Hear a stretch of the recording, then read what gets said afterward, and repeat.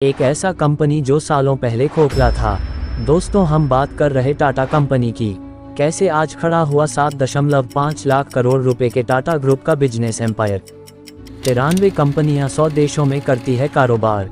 Tata group आज एक बड़ा एम्पायर बन चुका है। सन 1868 में एक ट्रेडिंग फर्म से शुरू हुए टाटा ग्रुप में अब 93 कंपनियां हैं, जिनकी कुल जीडीपी में 2% हिस्सेदारी है। नई दिल्ली, भारत में नमक से लेकर ट्रक बनाने तक के बिजनेस से जुड़ा टाटा ग्रुप आज एक बड़ा एम्पायर बन चुका है। सन 1868 में एक ट्रेडिंग फर्म से शुरू हुए टाटा ग्रुप में अब 93 कंपनियां हैं, जिनकी देश के कुल जीडीपी में 2% हिस्सेदारी है। ऐसे बना 7.5 लाख करोड़ का बिजनेस एम्पायर। टाटा की वेबसाइट के मुताबिक सन 1868 में एक ट्रेडिंग फर्म से शुरू हुए टाटा ग्रुप ने देश को पहली बड़ी स्टील कंपनी, पहला लग्जरी होटल, पहली देसी कंज्यूमर गुड्स कंपनी दी। टाटा ग्रुप ने ही देश की पहली एविएशन कंपनी टाटा एयरलाइंस की शुरुआत की थी, जो बाद में एयर इंडिया हो गई। आज़ादी से पहले ही देश को टाटा मोटर्स के ट्रक मिलने लगे थे। फिलहाल टाटा ग्रुप की कंपनियों की कुल वैल्यूएशन 7.5 लाख करोड़ रुपए है। रतन टाटा ने पहुंचाया नए मुकाम पर। 1991 में रतन टाटा इस ग्रुप के मुखिया बने। तब उदारीकरण का दौर शुरू हो रहा था और रतन टाटा ने दुनिया भर में पांव पसारने शुरू किए। टाटा समूह ने टेटली टी का अधिग्रहण किया। इसके अलावा इंश्योरेंस कंपनी AIG के साथ उन्होंने बॉस्टन में जॉइंट वेंचर के तौर पर इंश्योरेंस कंपनी शुरू की। उन्होंने यूरोप की कोरस स्टील और JLR का भी अधिग्रहण किया। रतन टाटा ने किए बड़े बदलाव। ग्रुप का हेड बनने के बाद रतन टाटा ने मैनेजमेंट के पुराने रूल्स में बड़े बदलाव किए। उन्होंने कहा कि ग्रुप को एक दिशा की जरूरत है और ग्रुप व्यवस्था सेंट्रलाइज्ड होनी चाहिए। इंडिविजुअल आइलैंड्स को जोड़ना पड़ेगा। इस प्रकार उन्होंने सेंट्रल फंक्शनिंग की शुरुआत की। रतन टाटा ने सबसे पहले ग्रुप कंपनियों में टाटा सन्स की हिस्सेदारी बढ़ाकर कम से कम 26% करने पर जोर दिया। उनके सामने दूसरी जिम्मेदारी अपने भारी भरकम ग्रुप में जोश भरने और एक दिशा देने की थी। इसलिए उन्होंने ऐसे बिजनेस से निकलने का फैसला किया जिनका बाकी ग्रुप के साथ तालमेल नहीं था। ग्रुप ने बेचे कई business. Cement company ACC, cosmetics company Lakme और टेक्सटाइल बिजनेस बेच दिया गया।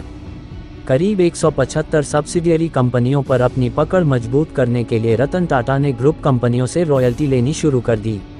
लगभग 1% की यह रॉयल्टी टाटा नाम का इस्तेमाल करने के लिए होल्डिंग कंपनी टाटा सन्स को दी जाती है। चेयरमैन बनने के बाद रतन टाटा के शुरुआती कुछ साल तो एक तरह से ग्रुप की रिस्ट्रक्चरिंग में ही निकल गए, लेकिन उसके बाद उन्होंने ऐसे कई बड़े काम किए जिनसे ग्रुप की दिशा ही बदल गई। दुनिया भर में फैला कारोबार। रतन टाटा ने कारोबार को हर जगह फैला दिया, चाय से लेकर IT तक पहुंच हो गई है। सन 2009 में रतन टाटा का एक बड़ा सपना तब पूरा हुआ जब कंपनी ने सबसे सस्ती कार नैनो को बाजार में उतारा। कार की कीमत थी 1 लाख रुपए। हालांकि यह कार बाजार में उतनी चली नहीं। कुछ ऐसे शुरू हुआ कारोबार।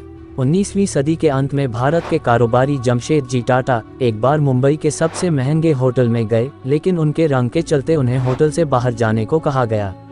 कहा जाता है कि उन्होंने उसी वक्त तय किया कि वे भारतीयों के लिए इससे बेहतर होटल बनाएंगे और 1903 में मुंबई के समुद्र तट पर ताजमहल पैलेस होटल तैयार हो गया। यह मुंबई की पहली ऐसी इमारत थी जिसमें बिजली थी, अमेरिकी पंखे लगाए गए थे, जर्मन लिफ्ट मौजूद थी और अंग्रेज खानसामा भी थे।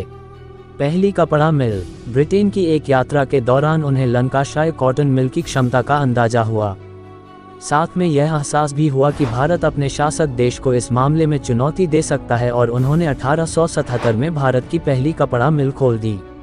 इम्प्रेस मिल्स का उद्घाटन उसी दिन हुआ जिस दिन क्वीन विक्टोरिया भारत की महारानी बनी।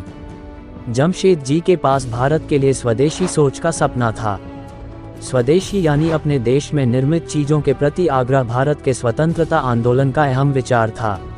उन्होंने एक बार कहा था, कोई देश और समाज अपने कमजोर और असहाय लोगों की मदद से उतना आगे नहीं बढ़ता जितना वह अपने बेहतरीन और सबसे बड़ी प्रतिभाओं के आगे बढ़ने से बढ़ता है। 1907 में शुरू की स्टील कंपनी। उनके बेटे दोराब ने इस चुनौती को संभाला और 1907 में टाटा स्टील ने उत्पादन शुरू कर दिया। भारत इस्पात संयंत्र बनाने वाला एशिया का पहला देश बना।